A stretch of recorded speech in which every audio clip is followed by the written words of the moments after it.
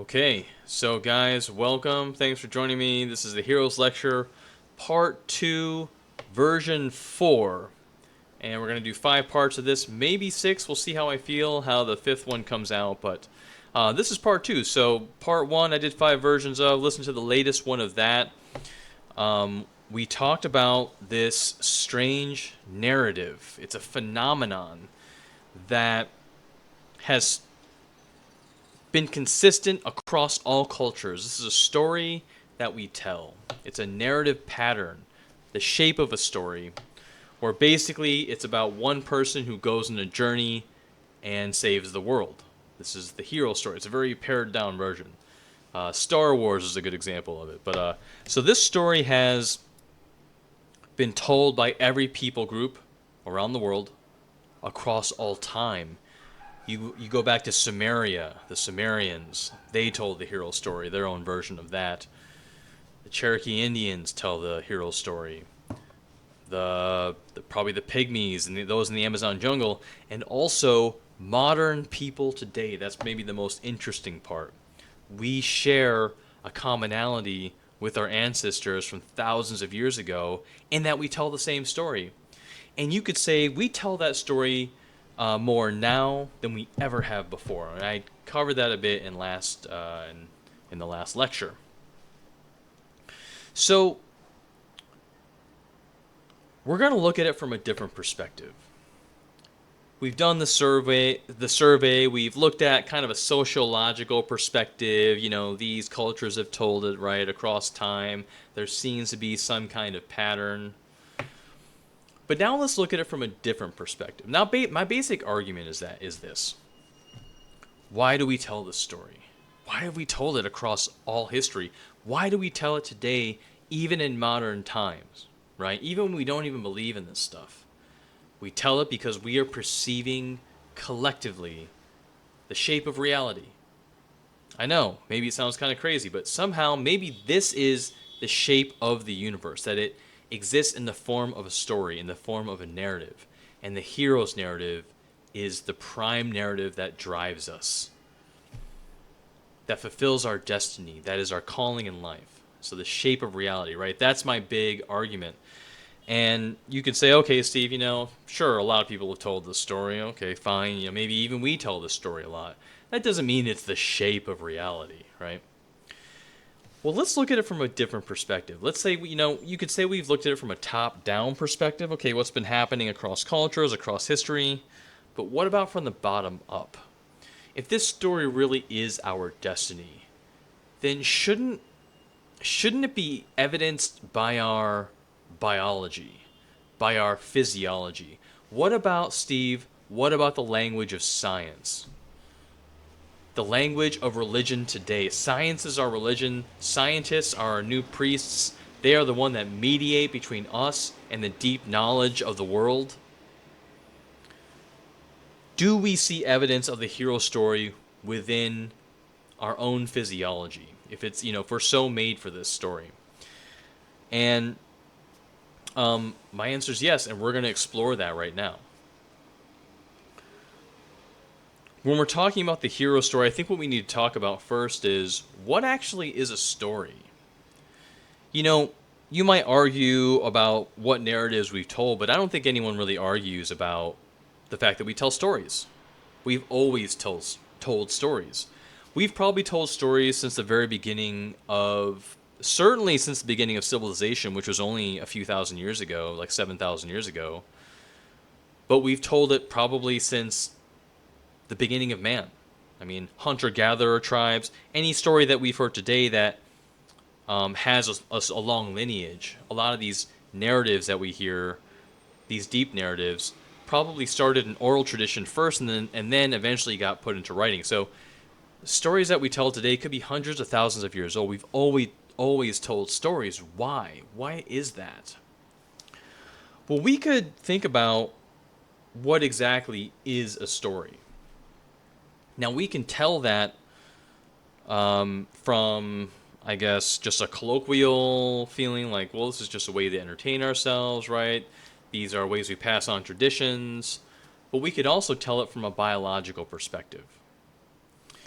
All right, now check this out. So we are generally made up of two parts. If you look at our physiology, the way our system works, there's a lot of duality actually in kind of our existence. There's light and darkness. There's male and female, and within ourselves, you could say there is like a voluntary and an involuntary. So you could think prefrontal cortex and then autonomic system, right? So now we're starting to use some of this terminology. The prefrontal cortex in humans is actually very well developed, more developed than in other animals.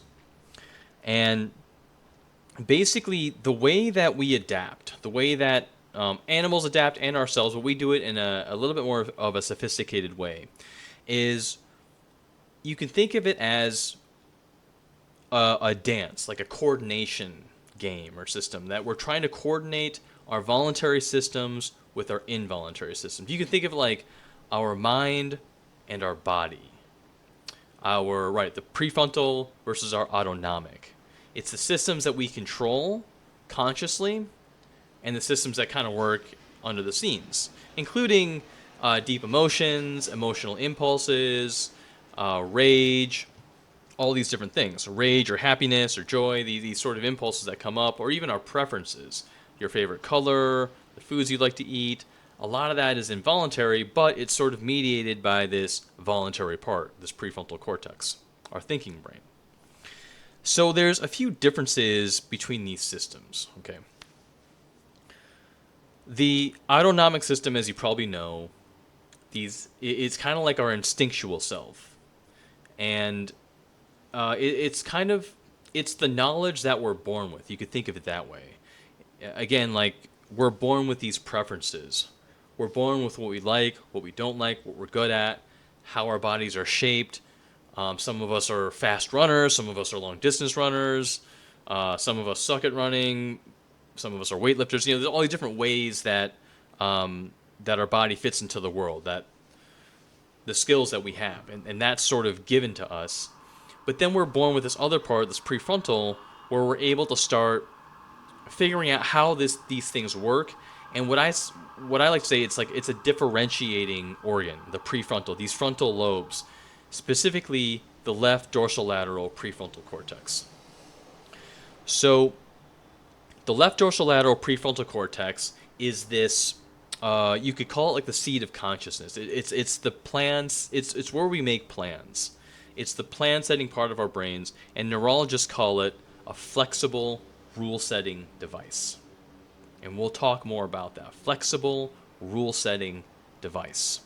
It's highly differentiating. It's very sophisticated. It's capable of multiple degrees of differentiation. Think about the colors you can see. I remember back when I was growing up in my day, we had monitors that could show 16 colors. And we're like, yo, man, that's pretty slick. That's better than 4 colors. Like, better than a green screen. When we had 16 colors, we were feeling pretty good. Like 16 color VGA or something is what it was called. And then they came out with 256 colors. We're like, whoa, that's amazing. But of course, we know now, like the monitors today have like 45,000 colors or something crazy. And I'll bet we can see even way more than 45,000. There's such a level of detail to the prefrontal cortex, and you can feel it kind of in the information that it receives. So the prefrontal, especially that left dorsolateral, is connected to a number of very vital organs that help connect to the rest of our bodies. Everything about our bodies that we feel is because of a very specific connection. The nerves that we have.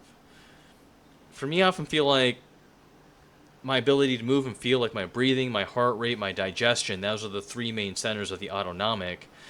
The reason why I can be aware of that, it just feels sort of like a given, like of course I'm aware of that. But the reason why you're aware of your breathing, your heart rate, is because there are sensors and nerves that send information up to your insula, right? Up to this thinking part of the brain. And that's how this brain is able to make plans. It's also connected to your hippocampus, which is your memory. So this thinking part, this voluntary part, is this highly sophisticated, very differentiating, consciously, voluntarily driven organ that's connected to all the different parts of your body and brain, so it can gain information to enough information to make effective plans. Now, the body or the instinctual self is almost the complete opposite. It's not derived. Like, you don't logically come to any conclusions um, uh, about the feelings that it generates. So it's non-differentiating, it's non-derived. It's sort of like a default. It's a given. So again, your favorite color, you don't like logically deduce your favorite color. You just kind of you enter into this weird conversation where you're like, what is my favorite color? You ask yourself, and then you start to feel around and eventually come up with some shade. Like, I think mine is this weird dark purple, it's like like a black panther with like a slightly violet sheen to it. Like, it's kind of sexy. I think that's my favorite color. I'm not exact. I think that is, but it's not the color that I ever wear. Anyways, you can kind of see like your this conversation between your prefrontal and your autonomic, between your brain and your body, we're going to talk a lot more about, because this is actually crucial to your survival. This is how you move forward into the future, how you move prosperously into the future. So we have these two systems, right? They're very, very different, and they're both very important. Now, and we're going to get to the story part in a second. Now,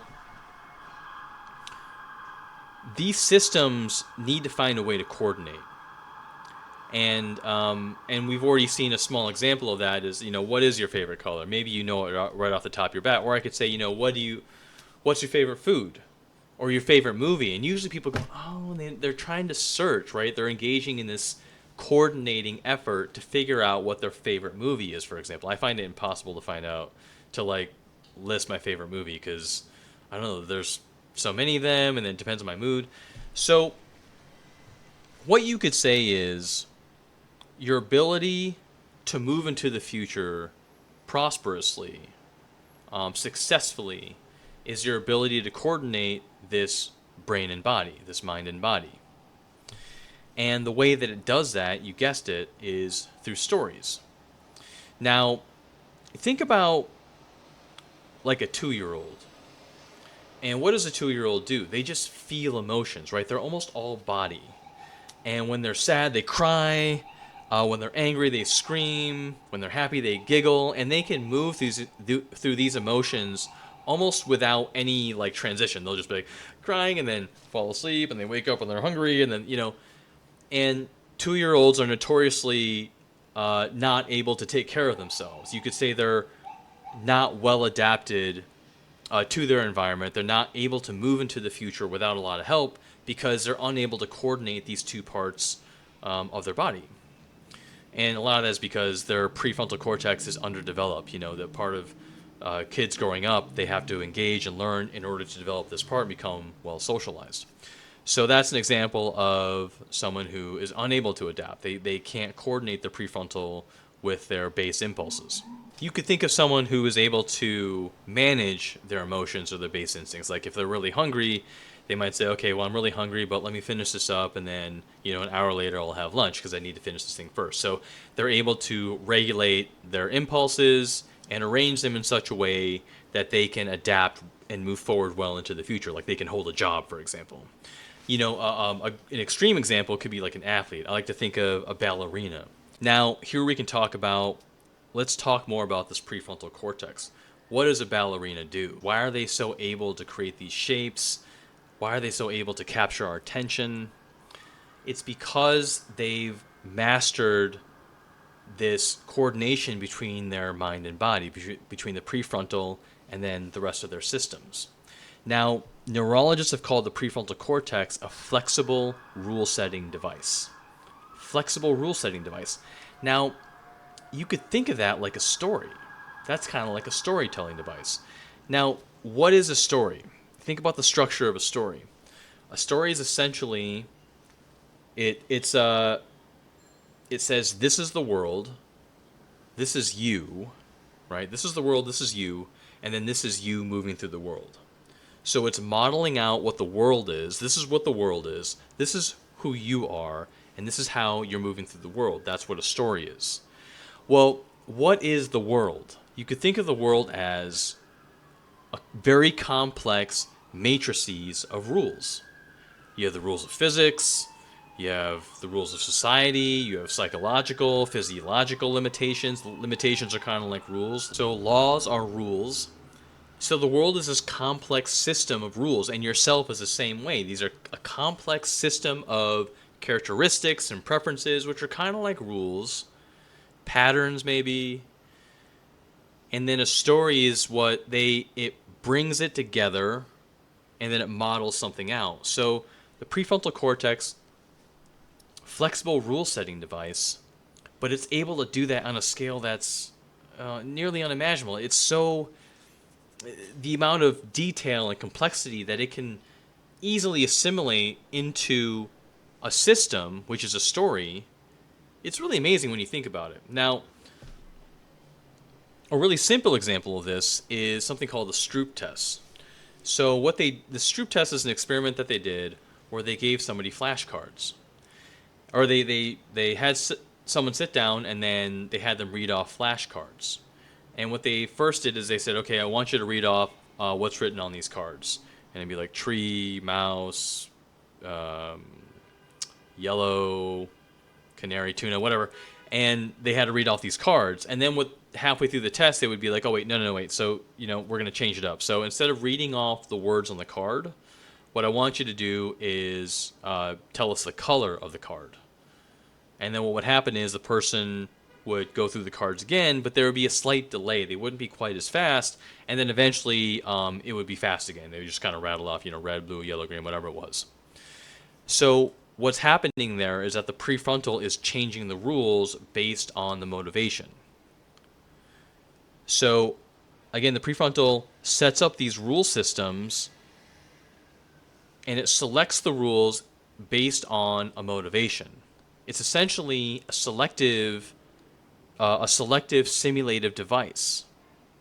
It tells a story. It weaves a narrative. It assesses the world, it assesses yourself, and it figures out how to accomplish a given motivation. So in the example of a ballerina, what they've done is they've learned to master these rule sets. You could say maybe the physical rule sets. So they're operating within the world, within the physics of the world, and then they devise a plan to mold their body so that it's well adapted to the physics of the world, such that they can accomplish these shapes and these leaps and these spins and these dances, this choreography that they do that create such pleasure.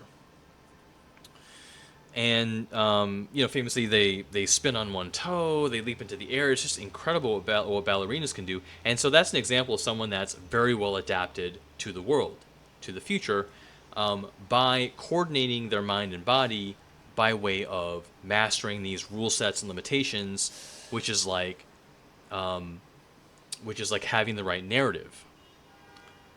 They're following, you could say, kind of like a story in order to master the environment around them.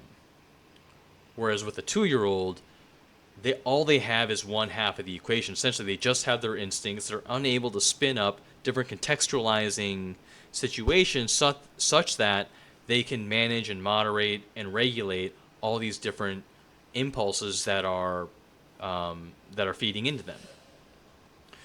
So basically then what a story is it's a survival instinct. It's the way that we adapt to the world. From a biological perspective, stories are how we move into the future. It's how we coordinate our biological systems.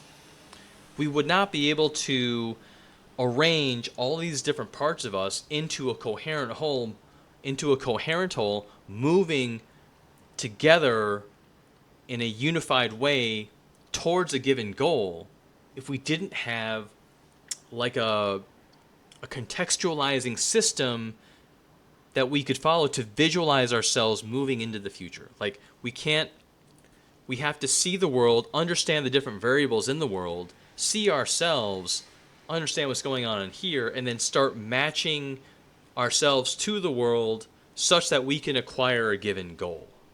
And it's this very complex dance that we'll go into in detail. Now, a good way to think of it too is like, this is a survival impulse. What we're doing is we're spinning up different versions of ourselves, spinning up different versions of the world, simulations, and trying to figure out how accurate, how we can improve it, how we're going to move through the world. We make observations, we probably make some errors, and then we update our models of the world. Now, you could compare that with what a mosquito does. What does a mosquito do? They lay like 1,000,000 eggs, right? And then they all hatch, and then like 99.9999% of them die. But a small percent of them live, and then they procreate, and so they physically create multiple manifestations of themselves in order to adapt to the future. Whereas what humans do is we imagine multiple versions of ourselves, and then we move into the future. So let's get an example of this. I want to show you how this can work. First, let's take a look at this quote. The purpose of thinking is to let the ideas die instead of us dying. Right? This is a survival strategy. This is where story comes in. The ideas are kind of like stories. We spin up all these different models of the world, models of ourselves. We try to determine the best reward that we can acquire, and then we come up with a plan for how to acquire that. And we do that through story. Now let's give an example. Okay. I want you to imagine, hang on, I'll jump on here. I want you to imagine that you're in a restaurant. We're in a restaurant called Edible Things. Take a look at this menu. I guess it's kind of, I don't know, maybe just a little bit crunchy perhaps. Like it's kind of organic and has sort of a feel good to it. I'm just looking at this menu. And look at this menu, and I want you to figure out what you should order in this menu. And I want you to pay attention to how you feel. So, okay, I'm going to start looking at this menu. And generally, so I work at a restaurant. I'm a waiter. And what I've noticed is that when people open up a menu, what happens is they get into this very quiet, meditative state. I mean, next time you go to a restaurant, like think about how silent you are when you're looking at a menu. Now, what's happening there is that your prefrontal cortex is sending a calming signal down to the rest of your body. Yeah, it's access to the vagus nerve. And so it calms everything down such that it can start running different scenarios. So let's just go through this. Okay, let's go to bigger things here. We got mac and cheese, we got a burger, we got a steak sandwich. Now, when I see mac and cheese, I'm like, oh man, I really want mac and cheese, but I'm slightly lactose intolerant, and I'm also trying to go low gluten, so we can't do that. Fried chicken sandwich, chicken pie, fish and... Okay, so I'm kind of perusing this. And now again, what's happening is I'm engaging in this sort of like, I call it the weird conversation, because like, how do you not know what you want? But you have to explore now. And so when I'm looking at this menu, I'm doing a couple things at once. I'm just searching this base impulse. I'm like, I think I'm in a mac and cheese mood. I kind of want mac and cheese. But then what happened? My prefrontal took this very basic, non-differentiating, non-derived impulse, right? Mac and cheese. And it's now analyzing it across multiple rule sets, or you could say multiple narratives. I'm imagining what it's like to eat. I'm like, okay, well, I'm kind of lactose intolerant. I can't really eat pasta because it's going to make me feel bad.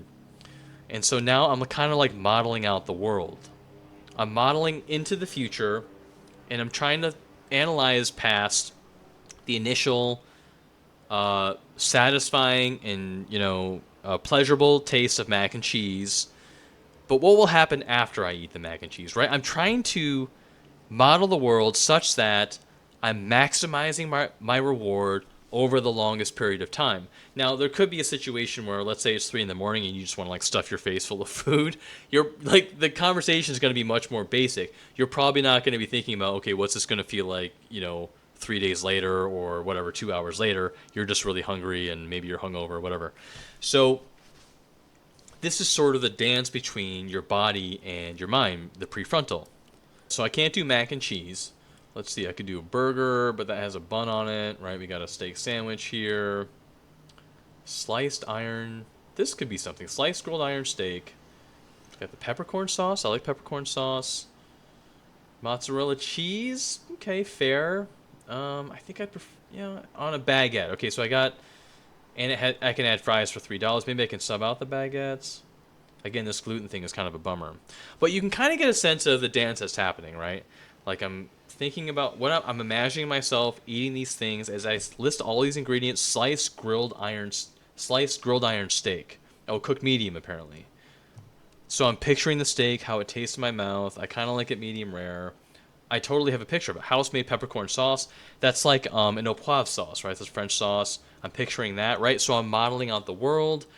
I'm using sensations. I'm trying to see how it feels.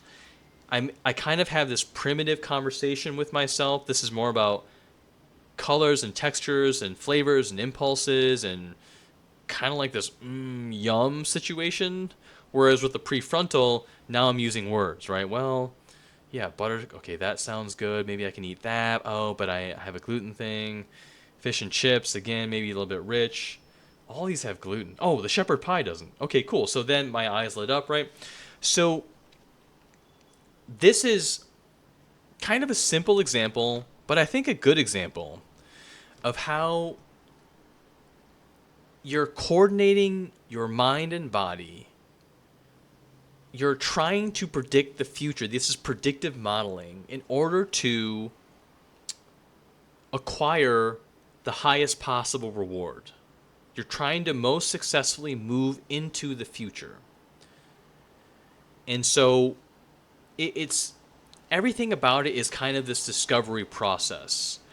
And you're reaching into your memory to try to model out, to try to predict what that thing, like, will the shepherd pie be good? I mean, I have a memory of shepherd pie. I'm looking at if I was in the restaurant, I'd be looking around at the decor. Can sort of an organic place make a good shepherd pie? Is it rustic? Is there a rustic interior, right? I'm trying to like predict the quality of the shepherd pie and how well it's going to match up with what I'm in the mood for. Predictive modeling in order to acquire the greatest reward. And then I like to try to model out over, let's say, a certain time period such that, will I regret eating this even if I really enjoy it? Will it kind of give me gas? Will it give me indigestion? Will it make me fat, right? You're engaging in this almost negotiating type of conversation with your body. And that's why losing weight is so hard, because it's like, oh man, I really want to eat this mac and cheese, but I might regret it because my body's going to get fat. So it's like this. And maybe the successful person, you could say, is someone who can, in the case of losing weight, I guess, who can make a choice that is the most effective over the longest period of time, which presumably would be losing weight. So you forego some sensory pleasure in order to have the greater reward of a trim body where you look good, you feel good, right? These are very simple examples, but what you're doing is you're kind of playing a movie reel in your mind. Like, I could see the steak, I can see the shells with the mac and cheese and the Gouda on there. I just have this sense, or I have like a sensory movie reel, right? You're telling a story. These are narratives. Now, food is obviously a simple example, but you could think of it in terms of like predictive modeling. My God, romantic relationships is like the poster child of difficult predictive modeling. You see a really a hot girl or whatever, and you think, oh man, this is the one, this is the girl I'm in love, and you go and you talk to her, and suddenly you realize you wanted a librarian and she's a construction worker, and it's not what you thought. You predicted the model wrong, and then what happens is you actually get punished for predicting the world incorrectly. And then you remember that, and then you try to so you update your modeling. But this is the negotiation and the guesswork and the sophistication that you go into to try to secure the future. So you're on your Tinder app, you're swiping, it's kind of instinctive, left. Well, you stop. Oh, that girl looks pretty good. I think I like that. And then you go into the prefrontal. Well, what is she wearing? Let's see. Do I like that style? Let's see. It's a denim jumpsuit. Am I down with that? For example, let's read her profile. Okay, her grammar's not very good, right? So now you're starting to differentiate. You're trying to increase the accuracy that you will collect the anticipated reward into the future. It's adaptive. This is instinctual. It's a survival instinct.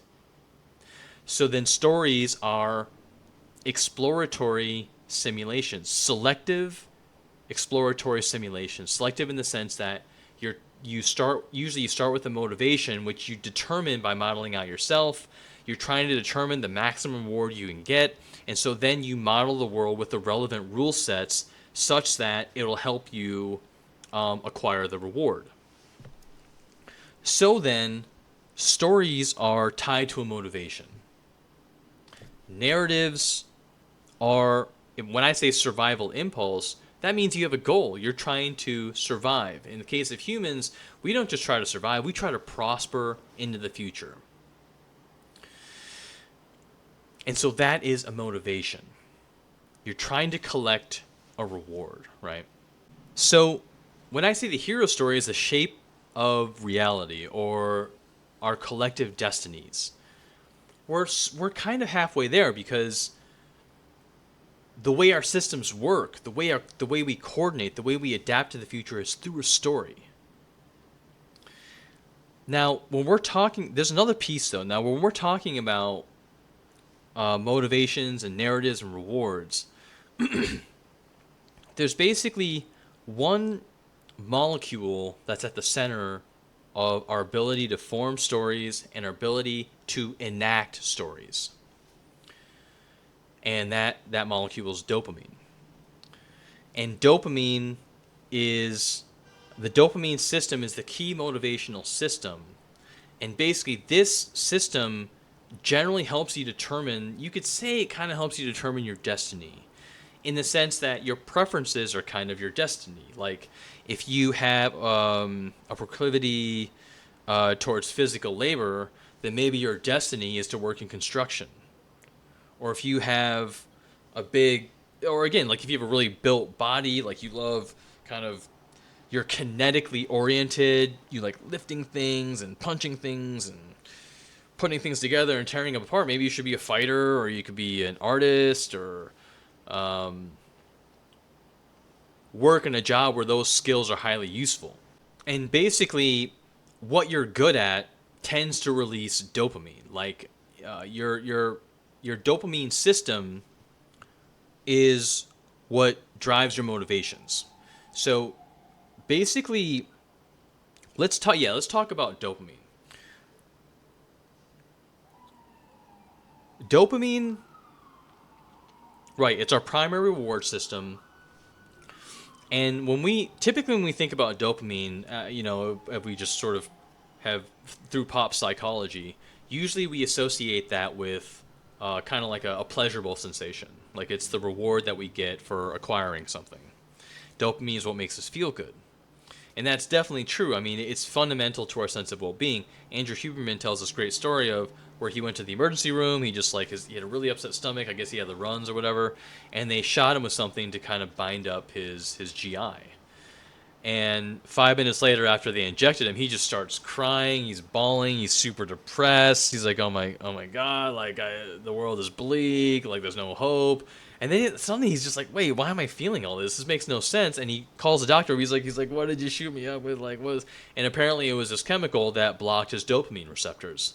And he's like, oh my God, can you just shoot me with a thing that will get rid of that?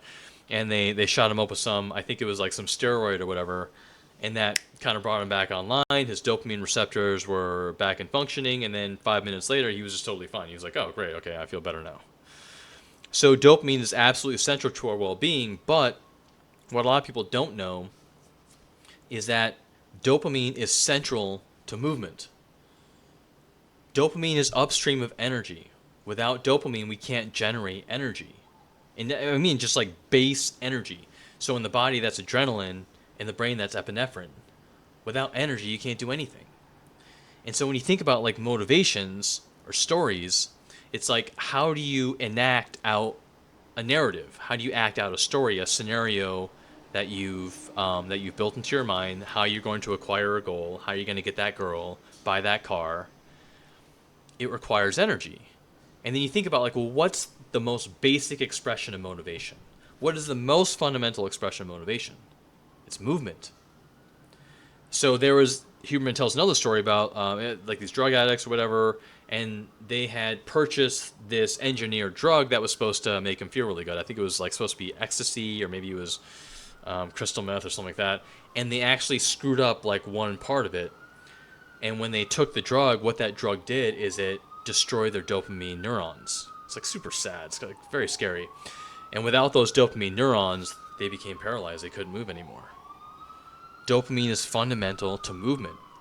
Dopamine is so fundamental to motivation that without it, we don't have energy. So it's our primary reward system.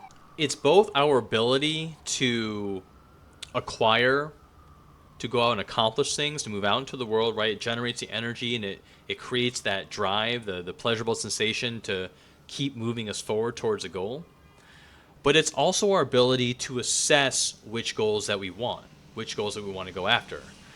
Because basically, when we're the dopamine system, it's something called exteroceptive. It's outward facing. It looks out at the horizon at the possible things that we can pursue, and you instinctively assign a dopaminergic value. So even something like money, the amount of money that you have in your bank account, the degree to which you feel good about that, whether it's a lot or a little, is derived by dopamine. It's mediated by dopamine. So if you think $1 million is a lot of money and it makes you feel really secure, what that means is you have a high internal dopaminergic value assigned to that sum of money. Each dollar has a certain value. When you stack up those dollars, you're basically stacking up dopamine. Dopamine is essentially the fundamental reward that we're trying to get. Anything that we're trying to get, that beautiful car, that great job, that amazing dress, pair of shoes, whatever, it is you're being drawn, you're assigning dopamine to those things, and that's what motivates you to go get them. It is the ultimate reward system. And I'll go to another quote here. There's only one currency in all of reality, and that's dopamine. What's he saying here? He's saying that almost every living organism, certainly mammals, even down to worms, have dopamine systems. And they're being induced to behave in a certain way in order to collect that internal reward. And a lot of what we try to do in order to move into the future is we're trying to figure out where is our largest dopaminergic reward. And that's a discovery process. It's like if you never had sushi before, and then suddenly you eat sushi and you get this dopamine spike, you're like, oh my god, like that's a discovery. Like that's what releases dopamine for me.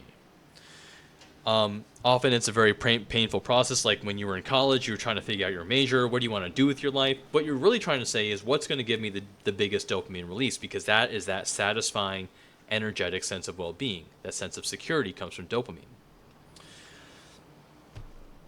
They did an experiment. Now, basically, in some sense, right, we all have different preferences. But in some sense, we all have very similar preferences.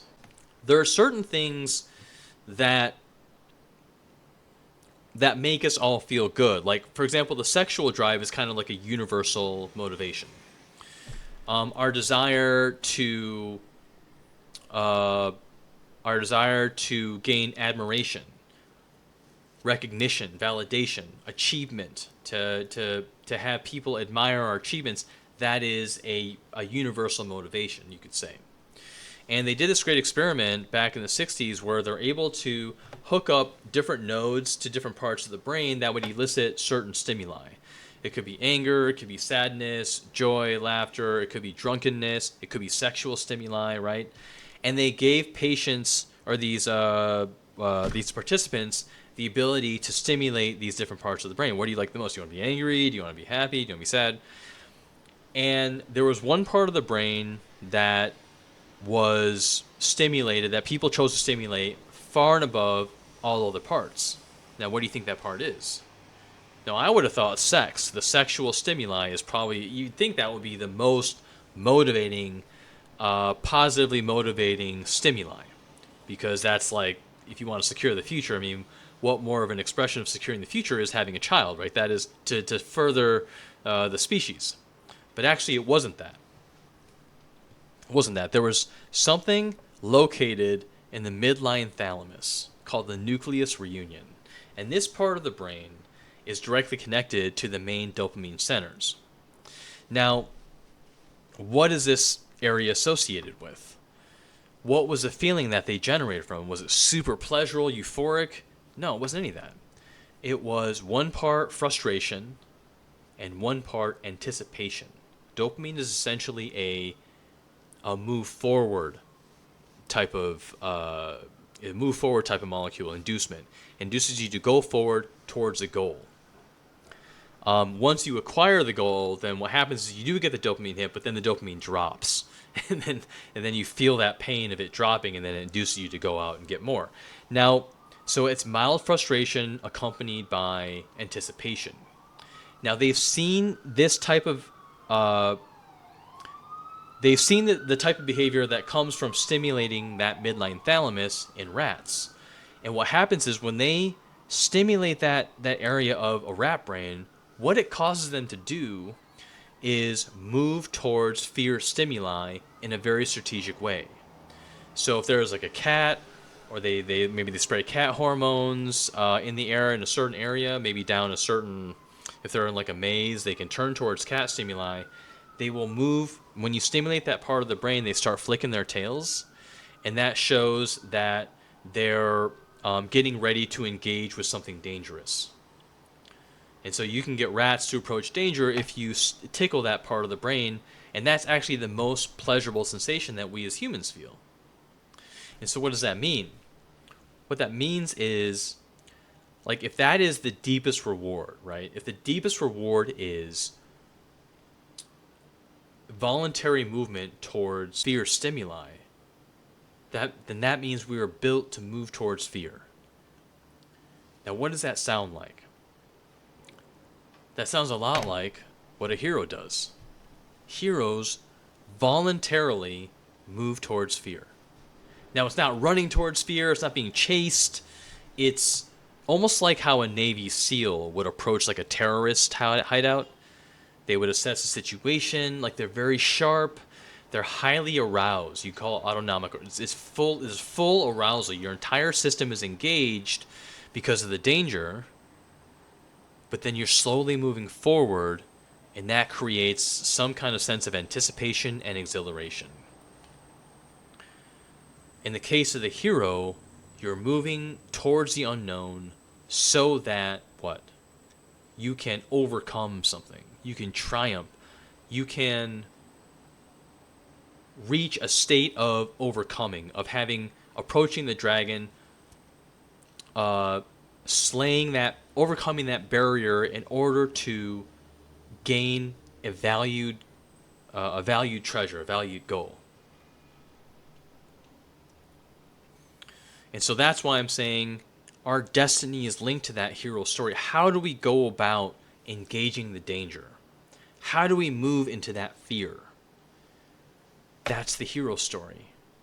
This hero's narrative is what inspires us and teaches us to engage with that unknown, that dangerous area, that part that we are somehow instinctively called to. But that's difficult to master because the fear is what makes us hold back. And that's the reluctance, right? The hero, if you remember in the first lecture, one of the aspects of the hero story is the reluctance of the hero. Resistance to the call. To that, there's somewhere in your life, something that's dangerous, that feels intimidating, that's calling to you, that maybe you're just pushing away. There is an area of reality, a domain of life, that presents itself to you as maybe like an insurmountable challenge, but something that you can't take your eyes off. That you just keep coming back to. You keep being drawn to it in some strange way, but it frightens you, right? That is the hero's call inside you. And that is the only thing that's going to unlock the deepest rewards that are locked within your physiology. that danger will coordinate all of who you are. Something about danger and fear will make you really pay attention and really double check and cross your T's, dot your I's, to help you model out that world and to help you really take an assessment of who you are and start trying to figure out every area of advantage that you can eke out of yourself. That's again like the Navy SEAL example, someone trying to be a Navy SEAL or someone on a mission. So that's why I say this hero's narrative is our destiny. Now, if you want to look at it from a mystical perspective, which I like to do, and I can tell you why in the next lecture, or if you want to look at it from a purely balls-to-bone physiological perspective, even if you don't think that this is the shape of reality, if there's no grand consciousness or will that's driving us towards a particular destiny, the hero's narrative is the most well adapted to our physiology, and it's what guides us most prosperously into the future. So there you go. All right, well, thanks for coming to watching this lecture, and we'll do another version again, and we'll just keep going here. So all right, God bless.